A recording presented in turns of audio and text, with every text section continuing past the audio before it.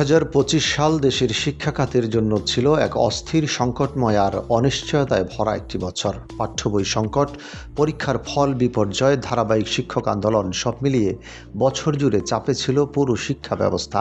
আজকের প্রতিবেদনে থাকছে ২০২৫ সালে দেশের শিক্ষা খাতে ঘটে যাওয়া বড় ঘটনাগুলোর একটি সংক্ষিপ্ত পর্যালোচনা। বছরের শুরুতেই বড় ধাক্কা খায় শিক্ষা খাত। প্রাথমিক ও মাধ্যমিক স্তরের শিক্ষার্থীরা সময়মতো পাঠ্য বই না পাওয়ায় পড়েন চরম ভোগান্তিতে।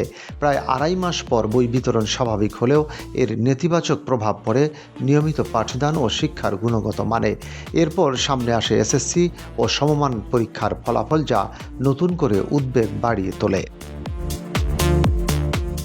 এবছর এসএসসি ও সমমানা পরীক্ষায় পাশের হার দাঁড়ায় মাত্র ৬৮.৪৫%, যা গত বছরের তুলনায় প্রায় ১৫% কম এবং গত ১৬ বছরের মধ্যে সর্বনিম্ন।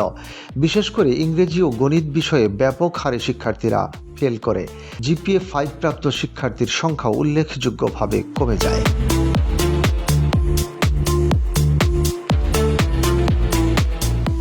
এইচএসসি ও সমমান পরীক্ষার ফলেও দেখা যায় একই চিত্র।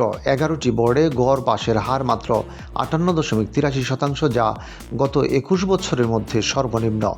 শতভাগ ফেল করা শিক্ষা প্রতিষ্ঠানের সংখ্যা বেড়ে দাঁড়িয়েছে ২০২টিতে।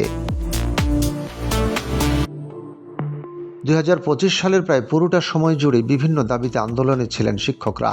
ইবতেদায়ী মাদ্রাসা, বেসরকারি প্রাথমিক বিদ্যালয়, নন এমপিও এবং এমপিওভুক্ত শিক্ষক কর্মচারীদের ধারাবাহিক আন্দোলনে বারবার ব্যাহত হয় পাঠদান। দীর্ঘ আন্দোলনের পর সরকার এমপিওভুক্ত শিক্ষকদের বাড়ি ভাড়া ভাতা ৭.৫% নির্ধারণ করলেও বছরের বড় অংশ জুড়ে শিক্ষা কার্যক্রম ছিল স্থবির। নভেম্বরের শেষ দিকে সরকারি প্রাথমিক বিদ্যালয়ের সহকারী শিক্ষকরা পূর্ণ দিবস কর্মবিরতিতে যান। তারা বার্ষিক পরীক্ষা বর্জনের ঘোষণাও দেন, যা দেশের প্রায় ৬৫,০০০ বিদ্যালয়ের পরীক্ষাকে অনিশ্চয়তার মুখে ফেলে। সরকার আন্দোলনকে অবৈধ ঘোষণা করে কঠোর অবস্থান নেয় এবং ৪২ জন শিক্ষককে শাস্তিমূলক বদলি করে। পরবর্তীতে আন্দোলন প্রত্যাহার হলে ডিসেম্বরের ৭ তারিখ থেকে নিয়মিতভাবে বার্ষিক পরীক্ষা শুরু হয়। দীর্ঘ ১২ বছর পর অষ্টম শ্রেণীর জুনিয়র বৃত্তি পরীক্ষা পুনরায় চালু হওয়ায় কিছুটা স্বস্তি ফিরে আসে। ৩,৪৬,০০০-এর বেশি শিক্ষার্থী এতে অংশ নিচ্ছে, তবে প্রাথমিক বৃত্তি পরীক্ষা আইনি জটিলতায় স্থগিত হয়ে যায়।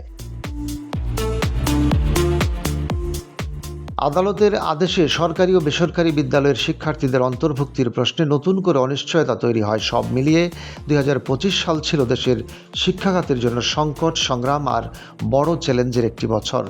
এই অভিজ্ঞতা শিক্ষা ব্যবস্থায় টেকসই সংস্কার, নীতিগত স্থিতিশীলতা এবং গুণগত উন্নয়নের প্রয়োজনীয়তাকেই আরও স্পষ্ট করে তুলেছে।